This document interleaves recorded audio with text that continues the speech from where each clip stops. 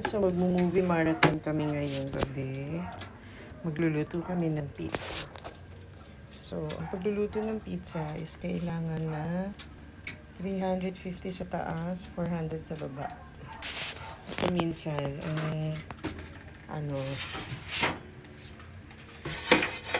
kapag hindi tama ang pagluluto ng pizza, nagiging makunat siya pag lumamig. So, nagkakatali siya sa pag malamig na. Yan. So, sinet ko siya ng 3 minutes.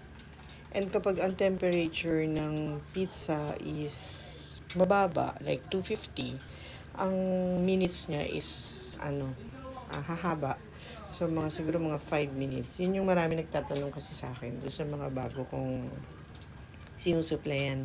Mga kaka-open lang nila ng cafe, yung mga gano'n na wala silang idea. So, yun yung binibigay kong sa kanila. Kasi, yun naman din yung natutunan ko dun sa nung bago lang ako nagsisimula. So, shinare ko lang din. Ganon. So, ayun. So, nakasalang siya. Nakaset siya ng 3 minutes. So, hahanguin na siya. Ayan si Raven. Say hi, baby! Ayan yung ginawa namin. So, yan kasi bintana namin yan. Ito dati, itong space na to, to dati?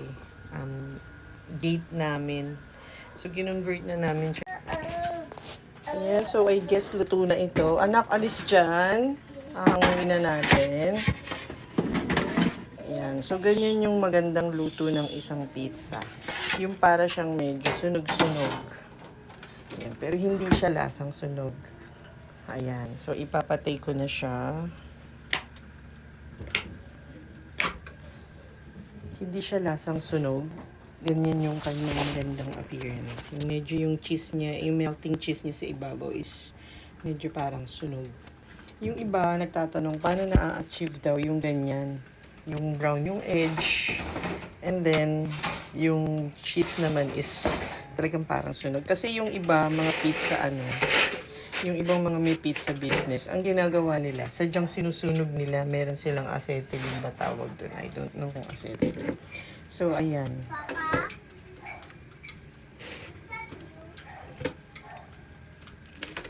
So, ang lutong niya, diba? Kaso, dalawa lang ang kamay ko, hawak ko yung camera.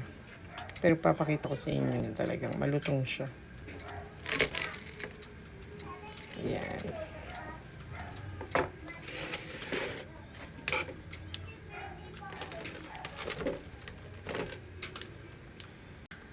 Ayan, so nakat na siya. Ilalagay na siya sa tray. Ayan, so isi-serve na siya. So, ayun lang naman. Ayan yung sinasabi ko. Ayan yung pintuan na, bintana papunta dun sa sala.